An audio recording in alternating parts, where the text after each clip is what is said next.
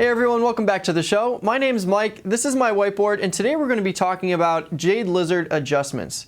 So the Jade Lizard is actually a strategy that Liz and Jenny had coined, where we're selling a put and we're also selling an out-of-the-money call spread against it. So we're going to walk through some things that might happen throughout the trade if the stock goes down, if it goes through the call spread, or if it doesn't change at all, what we can do, and some things that we're going to think about when we're looking to manage or adjust this specific trade. I did complete some other adjustments with covered calls and a short put on my previous whiteboard segments, so if you missed those, definitely check them out. Just click on Find Shows at the top on Mike and his whiteboard and you'll see them there. They're pretty recent. But let's get right into it and we'll break down the beginning Jade Lizard trade. So when we're looking at the opening trade, again, we're selling an out-of-the-money put, which would be a put below the stock price. So in this example, we're looking at a stock price of 75, and we're selling an out-of-the-money call spread against that as well. And we're looking at a 45 days till expiration cycle. So the key to this trade specifically is making sure that the total credit that we receive, so the credit we receive from selling the call spread and the credit we receive from selling the put, complete or exceed the width of the call spread here. So I know that if I'm selling a 77 call and I'm buying a 78 call to define my risk, then I have a 1 point wide call spread here. So I want to make sure that the total credit I receive is over $1, and that's because of the fact that if I do that, then I release the risk to the upside. So I no longer have risk to the upside. So we can talk through how that works. So let's say I've got my stock price at 75, and here I've collected 70 cents for my put and 33 cents total for this call spread here. I have a max profit of 103 or $103 if the stock price stays between 77 and 70. That would mean that my put would expire out of the money and worthless, and it would disappear from my account.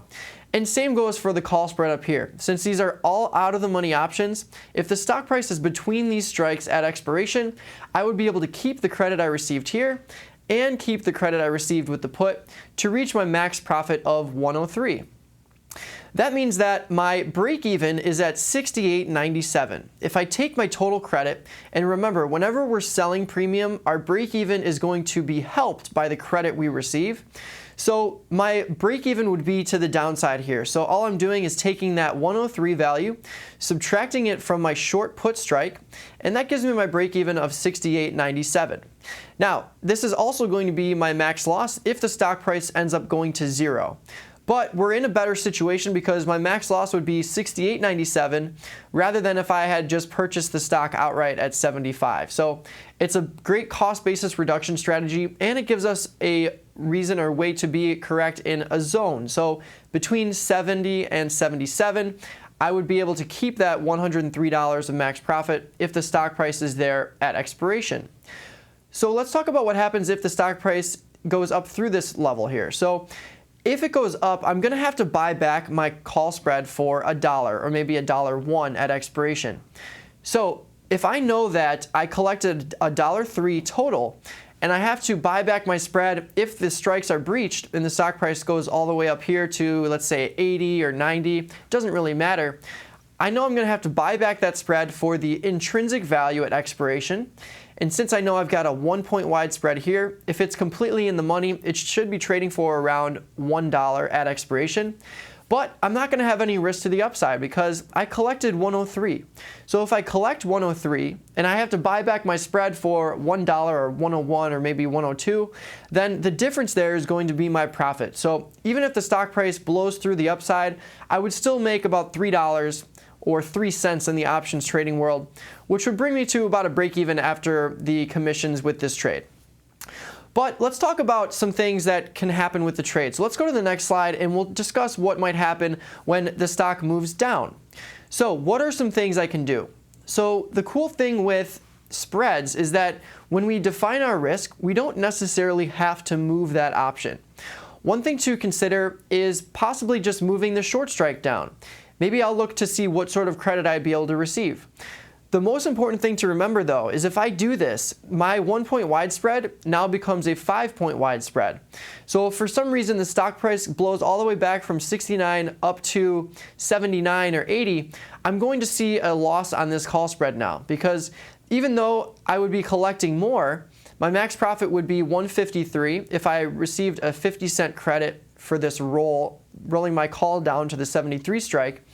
I do still have that 5-point wide spread here. So I'd be losing about $350 if the stock price blew all the way up past 80 with 35 days to go. So that's one thing to remember when we're looking at just moving the short strike.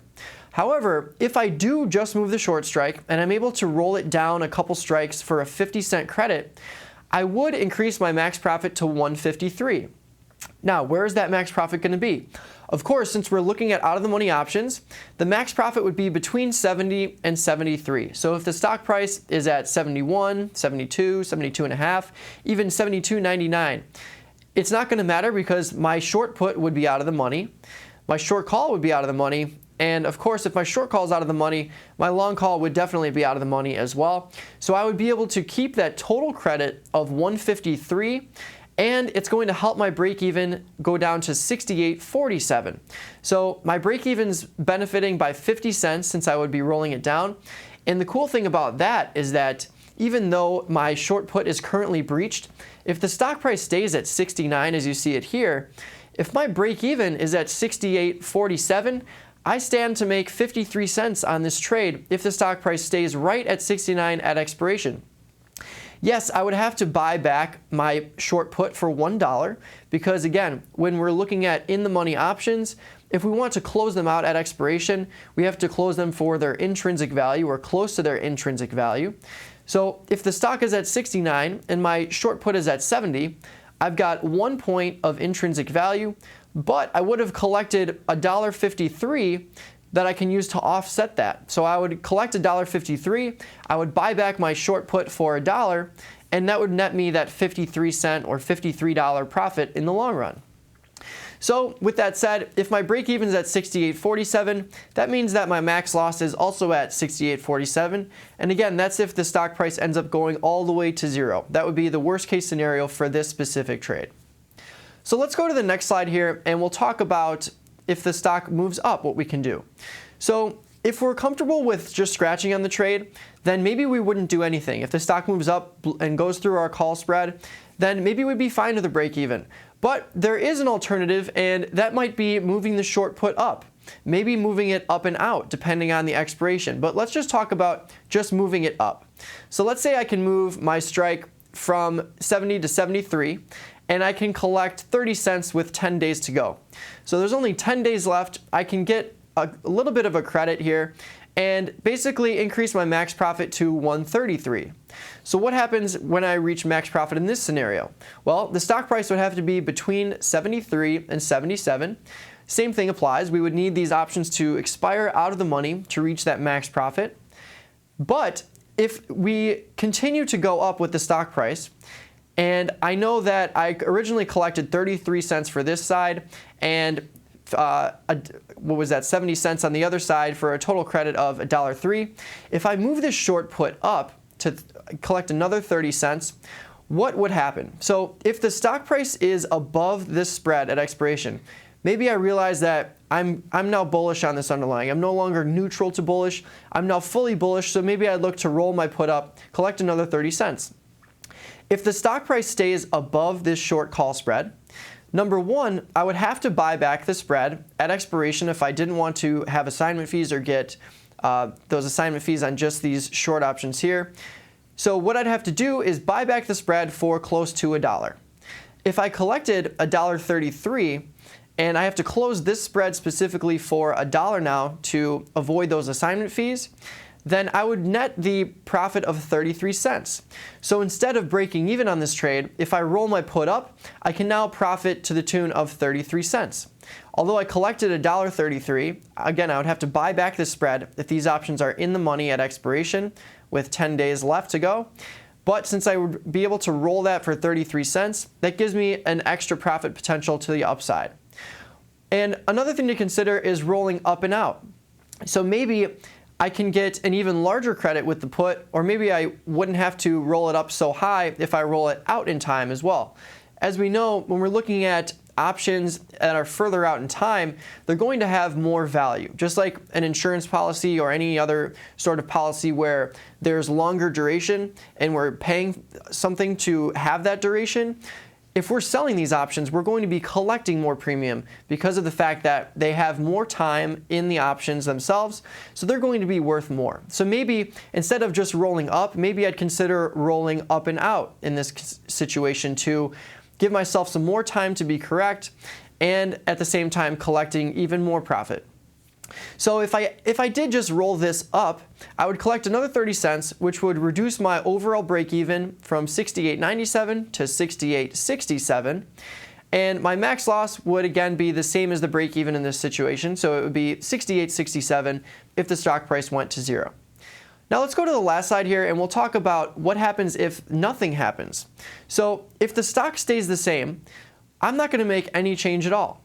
Like I've referred to in the past two examples, if the stock price is right in between our strikes of 70 and 77, then I'm going to reach full profit potential. I would make that $103 that I originally sold the spread for. But one thing to consider is, where is the volatility? If I've got 5 days to go and I feel pretty strongly that I would be able to let all these options expire out of the money, maybe I'll look at redeploying this trade. If implied volatility has increased, regardless of what these options are trading for now, if they stay out of the money, they're going to expire worthless and disappear from the account. But if implied volatility has increased, that means that I should be able to move the strikes out further and collect around the same amount. So if I'm looking to collect about $1.03 and implied volatility is increased, maybe I can move the put down in the next month to 68 and move this spread up maybe to 79 and 80. So I can make a wider range, collect the same amount when implied volatility is higher. So it's always good to consider, if we have the same assumption on an underlying and we want to redeploy it, where's the volatility at? Can I get a little bit wider and collect the same amount? Or can I keep these same strikes that I'm comfortable with and collect a little bit more? Both are probably going to be the case if implied volatility has in fact increased. So let's wrap all these up with some examples here, or some takeaways here. So we've got premium selling trend. So if you've seen any of the previous adjustment trades, you can see that there's a trend. So if the stock price moves up, we tend to roll the untested side up or up and out in time. And in this specific example, if the stock price does move up, if we collected more premium than the width of our call spread, then we've successfully created a Jade lizard and we wouldn't have any more additional risk to the upside.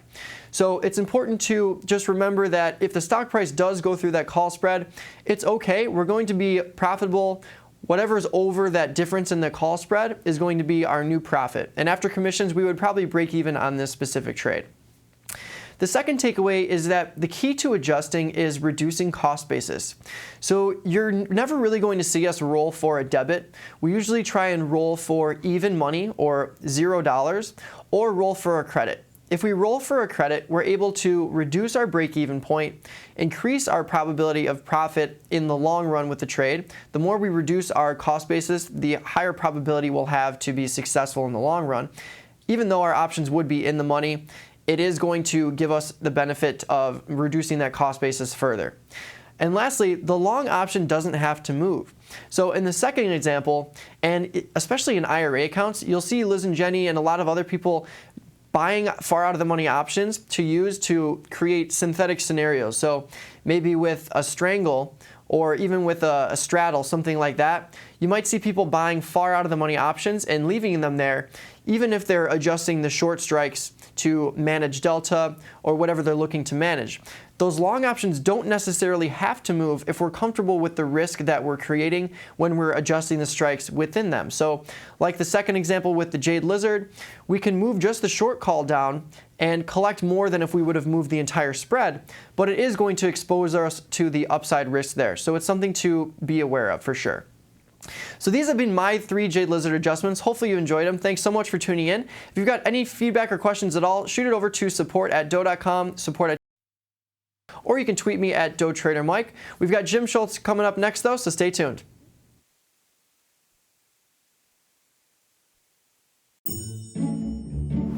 Hey everyone, thanks for watching our video. If you liked this video, give it a thumbs up or share it with a friend. Click below to watch more videos, subscribe to our channel, or go to our website.